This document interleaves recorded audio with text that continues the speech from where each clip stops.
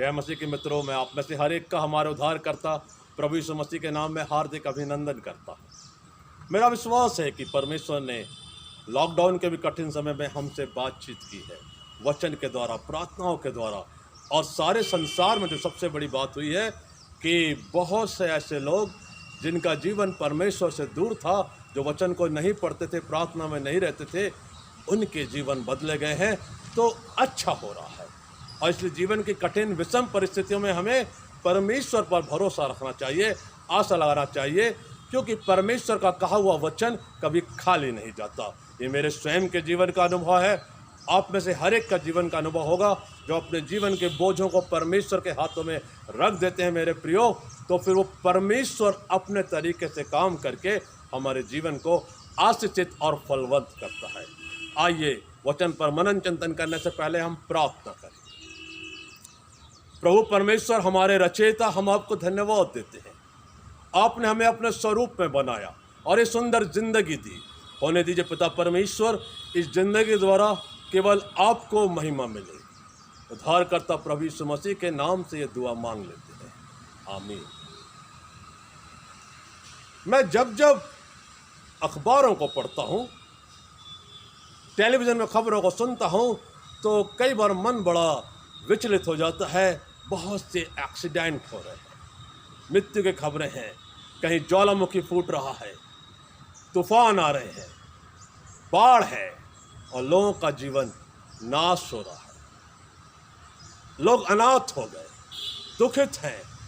और ऐसे समय में जब मानव जाति विभिन्न प्रकार की त्रासदियों से गुजर रही है, विशेष करके इस समय जबकि पूरे भारत में, पूरे विश्व के हर एक देश में हम देख रहे हैं कैसे कोरोना वायरस के कारण लोगों के जीवन में परेशानियां बढ़ी हैं और बढ़ती जा रही हैं। हम बड़े चिंतित हैं मानव जीवन के लिए। सो जिंदगी एक बहुत ही महत्वपूर्ण वरदान है जो परमेश्वर ने हमें सौंपी है। और इस जिंदगी को, इस जीवन को बचाने के लिए हमें निरंतर सतत प्रयास करना। और बाइबल में व्यवस्था विवरण की पुस्तक से जो आज मैंने अंश लिया है, वो बहुत ही महत्वपूर्ण है। परमेश्वर पिता कभी नहीं चाहता मेरे दोस्तों कि हम में से किसी का नाश हो। वो तो हमको बचाना चाहता है। बचाना परमेश्वर के गुण में है, और इसलिए तो उसने मानव स्वरूप धारण करके मनुष्य को बचाने के लिए क्रूस पर स्वयं के प्राणों को बलिदान कर दिया। जो सेविंग एटीट्यूड है गॉड का, वो एक पिता का स्वरूप है मेरे प्रियो। हम उसकी संतान हैं और उसकी संतानों को पिता की आज्ञा मानना चाहिए। और जब हम पिता की आज्ञा मानते हैं तो अपने जीवन में हम आशीषित होते हैं। आज और भी समस्याएं, बेरोजगारी, आर्थिक समस्याएं हैं, लोगों के पास काम धंधा नहीं है, मजदूर भूखे मर रहे, किसानों के पास अनाज नहीं है कि दोबारा वो फसल के लिए लगा सकें, या जो फसल हो रही है उसका प्रॉपर सदुपयोग नहीं हो रहा है। समस्याएं हैं। हमें अपने आप को जांचना होगा वचन के आईने में कि समस्या कहाँ से शुरू हो रही है। और पवित्र धर्मशास्त्र बताता है कि जब मनुष्य ने परमेश्वर की आज्ञाओं को मानना छोड़ दिया, तब परमेश्वर ने स्वर्गीय आशीषों से भी अपना हाथ रोक दिया। इस कड़वी सच्चाई को हर एक जाति और धर्म को मानना पड़ेगा, क्योंकि पूरे विश्व में बाइबल एक ऐसी अद्भुत सुंदर पुस्तक है जो 100% सत्य है, और जो इसका पालन सत्यता के साथ करता है वो जीवन में कभी भी असफल नहीं होता है, सफल होता है। तो एक अच्छे जीवन की कामना हमें से हर एक दिन करता है, और इसलिए हमें परमेश्वर के वचन को धारण करना, पालन करना बहुत जरूरी है। आज मैंने व्यवस्था विवरण की पुस्तक, उसका 28वां अध्याय और 30वें अध्याय से कुछ पदों को लिया है और उसे हम लोग सीखने जा रहे हैं। 28:1 से, यदि तू अपने परमेश्वर की सब आज्ञाएं जो आज मैं तुझे सुनाता हूँ चौकसी से पूरी करने को चित्त लगाकर उसकी सुने, तो वह तुझे पृथ्वी की सब जातियों में श्रेष्ठ करेगा। परमेश्वर के दास मूसा ने परमेश्वर की आज्ञा मानकर इन बातों को रिकॉर्ड कर दिया। आगे लिखा है, फिर अपने परमेश्वर यहोवा की सुनने के कारण ये सब आशीर्वाद तुझ पर पूरे हो। परमेश्वर की आज्ञा पालन करना है, उसकी सुनना है। वचन तो हमें अच्छा इंसान बनाने के लिए प्रोत्साहित करता है ना, कि हम अच्छी शिक्षा प्राप्त करें, अपने आसपास के लोगों से मेल मिलाप से रहें, जो बाइबल की प्रमुख शिक्षा है कि मेल मिलाप से रहना, जरूरतमंदों की सहायता करना, अपने आसपास के वातावरण को, सृष्टि की सुंदरता को बनाए रखना। और परमेश्वर का वचन हमें कहता है कि हमें इन बातों को पालन करना है, परमेश्वर की आवाज़ को सुनना है। वचन में लिखा है कि हमें परमेश्वर से अपने सारे प्राण, मन, बुद्धि और शक्ति से प्रेम करना है। आज कितने लोग कर रहे हैं? ये एक बहुत बड़ा प्रश्न। बहुत से लोगों का ध्यान आज परमेश्वर के वचन पर नहीं है, उनका ध्यान अधिक से अधिक धन कमाने पर है। प्रभु यीशु मसीह ने कहा कि जहां तेरा धन है वहां तेरा मन भी लगा रहे। धन कमाना गलत नहीं है, लेकिन गलत तरीके से धन कमाना परमेश्वर के दृष्टि में अस्वीकार्य है, स्वीकृत नहीं है। अमीर बनना आशीष का कारण है। अब्राहम अमीर था, दाऊद बहुत बड़ा शक्तिशाली राजा था, सुलेमान के पास धन विभव की कमी नहीं थी, लेकिन वो परमेश्वर से पूछकर हर काम किया करते थे।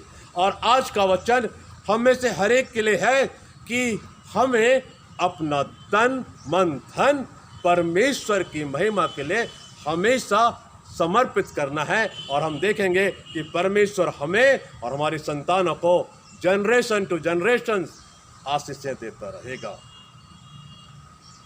ये सब आशीर्वाद तुझ पर पूरे होंगे। धन्य हो तू नगर में, धन्य हो तू खेत में, धन्य हो तेरी संतान, तेरी भूमि की उपज और गाय और भेड़ बकरी आदि पशुओं के बच्चे। धन्य हो तेरी टोकरी और तेरी कटौती, धन्य हो तू भीतर आते समय और धन्य हो तू बाहर जाते समय। आज रविवार का दिन है, पवित्र विश्राम दिवस का दिन है। कितने लोग आज के दिन को परमेश्वर के साथ बिता रहे हैं? धर्मशास्त्र बात बात चेताता है, यदि तुम विश्राम दिवस को पालने में अवहेलना करोगे, तिरस्कार करोगे, तो आसमान से समय पे बारिश नहीं होगी, तुम्हारे खेतों में अनाज नहीं होगा, तुम्हारे भेड़ बकरियों की बढ़ोतरी नहीं होगी, तुम्हारे घर में कटौती करनी चाहिए। लेकिन अगर तुम परमेश्वर के पवित्र दिन को आराधना, स्तुति और परमेश्वर की संगति में बिताओगे तो हमेशा और हमेशा आशीषित रहोगे। आगे वचन में बहुत सी बातें लिखी गई हैं कि तेरे सामने शत्रु ठहर नहीं पाएंगे, तू जिस काम में हाथ रखेगा वो आशीषित होगा, जहां तेरे पांव पड़ेंगे वो आशीषित होगा। लेकिन अगर तू इसके विरोध में जाएगा तो सब कुछ श्राप में बदल जाएगा। आज हम जांचें अपने आप को, हमारे घर में, हमारे जीवन में आशीष से हैं या आशीष से खत्म हो गई और पवित्र धर्मशास्त्र बाइबल के अनुसार श्राप आ रहा है। कहीं हम परमेश्वर को भूल तो नहीं गए, उसके प्रति कृतज्ञता को भूल तो नहीं गए, परमेश्वर की आशीषों को भूल तो नहीं गए। कहीं हमने अपने बच्चों को परमेश्वर की शिक्षा में आगे निरंतर बढ़ाया है कि नहीं? हमारे संसार की सारी महंगी से महंगी शिक्षा दे रहे हैं, लेकिन जो जीवन की शिक्षा है, जो उद्धार का मार्ग है, उसमें चलाने के लिए उन्हें प्रेरित कर रहे हैं कि नहीं? यही व्यवस्था विवरण की पुस्तक में मूसा इस्राएली लोगों को सिखा रहा है। यदि तू परमेश्वर की आज्ञाओं को नहीं मानेगा, उसके वचन के अनुसार नहीं चलेगा, तो आशीषें श्राप में बदल जाएंगी, तेरे जीवन में बीमारियां आ घेरेंगी, तेरे काम असफल होंगे, तू शत्रुओं से डरा करेगा, तेरे जीवन में भय होगा और तू रात को ठीक से सो नहीं पाएगा। तुझे दुश्मनों का डर लगा रहा है। मेरे मित्रों, परमेश्वर का वचन हथौड़े के समान है, उस दोधारी तलवार के समान है जो हमारे हृदय को वार पात छेद देता है। और आज मैं बड़ी दीनता, नम्रता के साथ यही कलाम आपके साथ बांट रहा हूं कि क्या हम और आप वचन के द्वारा अपने जीवन की कमियों को दूर कर रहे हैं। क्या हम आशीष से मांग रहे हैं? और अगर आशीष से मांग रहे हैं तो याद रखिए, उसके वचन को सुनना ही काफ़ी नहीं है, उसके अनुसार चलना है। अपने परिवार सहित प्रभु की शरण में बने रहना बहुत बहुत जरूरी है। हमें हमेशा इस बात का ध्यान रखना है। और इसलिए जो दूसरी प्रमुख बात है, जो कि व्यवस्था विवरण 30वें अध्याय के पद 15 से है, वो मैं आपको पढ़ के सुनाना चाहता हूँ। बहुत बहुत ज़रूरी है वो हमारे मनन चिंतन के लिए और आत्मिक जीवन में आगे बढ़ने के लिए। सुन, आज मैंने तुझको जीवन और मरण, हानि और लाभ दिखाया। मूसा लिख रहे हैं परमेश्वर के वचन को, सुन आज मैंने तुझको जीवन और मरण और हानि और लाभ बतलाया। चुन ले, तू क्या चुनना चाहता है? क्योंकि मैं आज तुझे आज्ञा देता हूं कि अपने परमेश्वर यहोवा से प्रेम रखना और उसके मार्गों पर चलना और उसकी आज्ञाओं, विधियों और नियमों को मानना, जिससे तू जीवित रहे और बढ़ता जाए। हालेलुया। जिससे तू जीवित रहे और बढ़ता जाए। जिंदगी यही तो है कि हमें परमेश्वर के लिए जिंदा रहना है। पौलुस कहते हैं, मेरे लिए जीवित रहना मसीह है और मर जाना लाभ है। प्रभु यीशु मसीह कहते हैं, यदि कोई मुझ पर विश्वास करे, वो मर भी जाए तो भी जिएगा। Oh what a blessed word of God. परमेश्वर का वचन हमें बतला रहा है कि परमेश्वर की आज्ञाओं को मानना, उसकी बुद्धि को प्राप्त करना,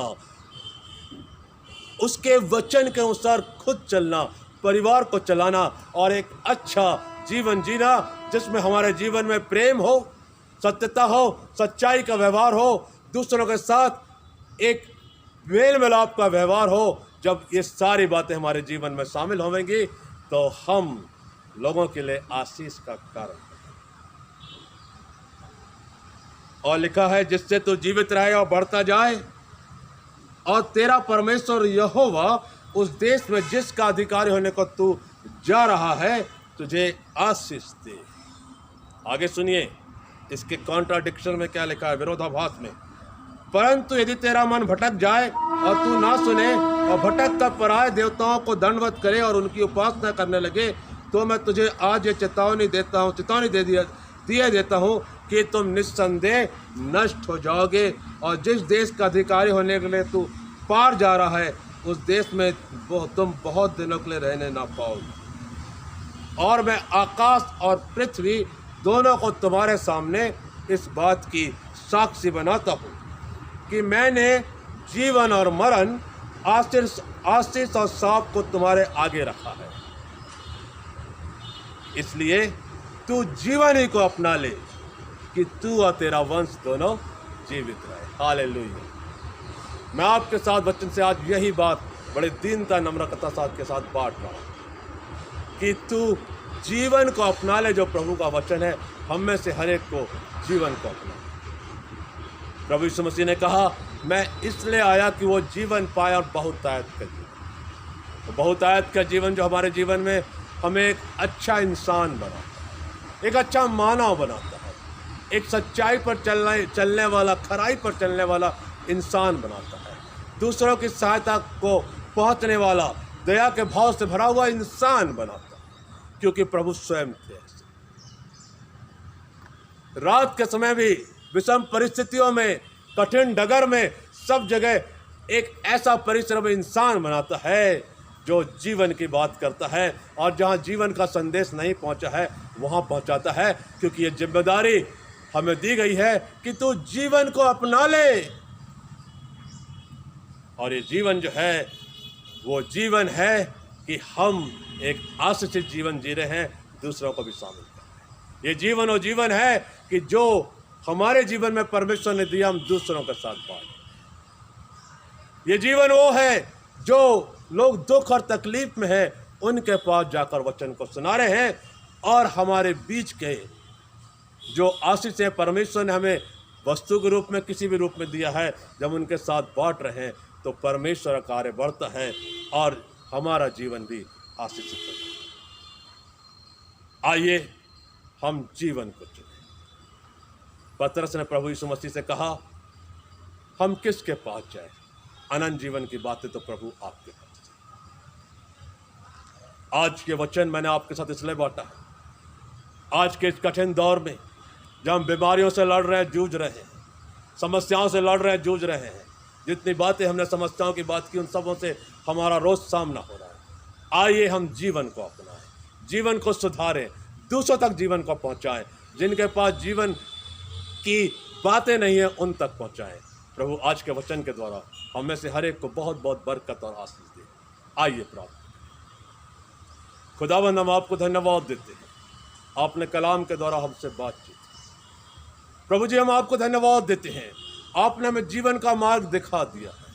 होने दीजिए कि हम उसके अनुसार चलने वाले हमारा उद्धारकर्ता प्रभु यीशु मसीह का समान बने, आपके उन चेलों शिष्यों का समान बने जिन्होंने अपने जीवन में आशीष पाकर दूसरों के लिए आशीष का कारण बने।